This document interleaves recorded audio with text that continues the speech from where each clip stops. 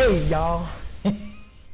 So the spooky season is upon us, and I figured this would be a perfect time to talk about a subject that isn't talked about much. It's one that I've wanted to talk about for a very long time, and that is Native Themed Tropes in American Horror.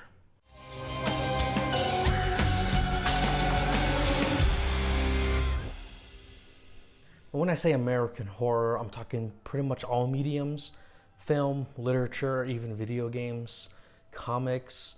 However, I'm going to focus just on a few. And to start off with, though, to understand why a lot of popular media in the horror genre likes to use native or indigenous tropes in their work, we need to go back to the beginning again.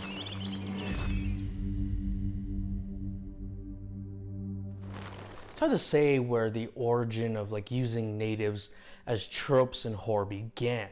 However, we can look at early American, mindset and history. The early colonial Americans seem to have this intense fascination and obsession with the ancient Indians. They were very fascinated with a lot of the burial sites and especially the mounds that exist in the East Coast and the Midwest area. During the relocation era, they had this paternalistic attitude towards natives, kind of like, oh, woe is this poor people who are vanishing, when they're the ones causing the vanishing.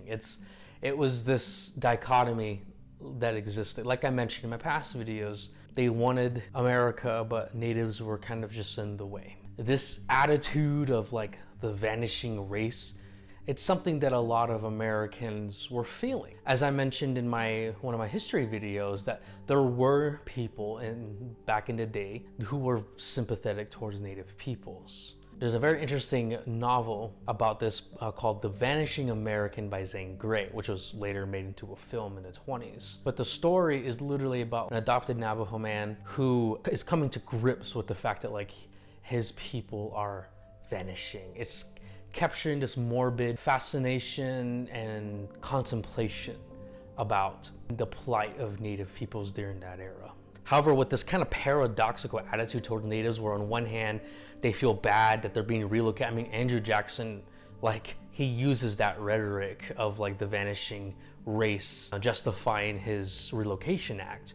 But on the other hand, again, like I said in my previous video, natives seem to be the enemy. They're the boogeyman. They're the people in the way. They are the antagonists. And when it comes to, as the West was expanding, the West was untamed. There was a wilderness out there. And natives were part of that untamed wilderness. In turn, because we were considered untamed and wild, we were also considered dangerous. And there's an aura of fear around Native peoples. This goes back to, the overall colonization process of, especially with Christianity kind of being preached to, forced upon in many cases, to Native people. And what this did is that it turned a lot of indigenous belief systems on their head. And because a lot of the religious rituals, ceremonies, and rites by Native peoples were outlawed and demonized by the larger Christian mentality, indigenous rites and religions and spirituality, mysticism became more demonic, became the other. It became just not what was desired. I mean, that literally is what led to the massacre at Wounded Knee. The ghost dance was a new religious ceremony that was happening. However, a lot of the settlers felt that it was kind of an attack on their spirituality, on their lifestyle, on, Western civilization as a whole. A lot of these religious practices were outlawed until the 1970s. With this in mind, right? Keep that in the back of your head. The West is being tamed. They know that they're living on native land. Not only are they living on native land, but this morbid curiosity, fascination, exoticism around indigenous burial sites too, it creates this weird amalgamation of mysticism and superstition. A lot of Americans kind of have this ignorant sense of mysticism and evil surrounding Native peoples and their remnants. From here, we kind of start to see in the greater American ether that indigenous lore and legends are great fuel for exoticism and mysticism. It wasn't put into the mainstream American conscious until, guess who? Stephen King. Stephen King with two books especially, Pet Sematary and The Shining. Both of these books use indigenous lore or the mysticism and exoticism surrounding ancient Indian burial grounds as a fuel and a reason for the supernatural occurrences to be happening. Construction started in 1907. It's finished in 1909. The site is supposed to be located on an Indian burial ground, and I believe they actually had to repel a few Indian attacks as they were building it.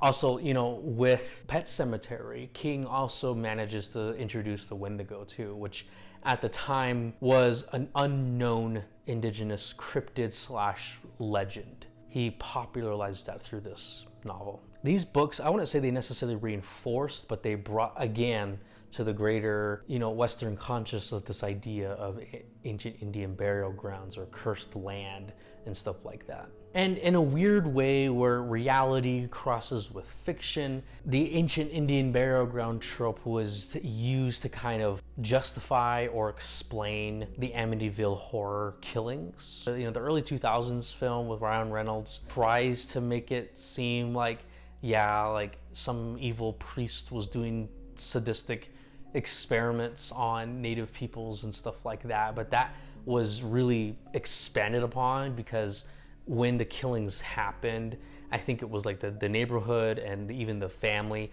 they were like, oh yeah, like there's an ancient Indian burial ground around here, and that somehow makes the killings like, oh yeah, makes sense, you know. So unfortunately, both like the film and the book and the actual event reinforce this, again, the ancient Indian burial ground trope. And then from here, because of these books and these films, it kind of sprung up again into the greater American subconscious, right? People started recognizing it. They started using these tropes more often.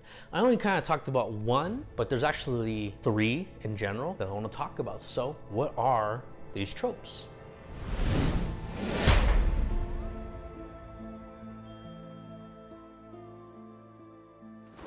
Again, I want to thank all of y'all. I am I am just over 1.8 thousand. That's a lot. I really want to thank all of you for watching and subscribing. It helps me a lot.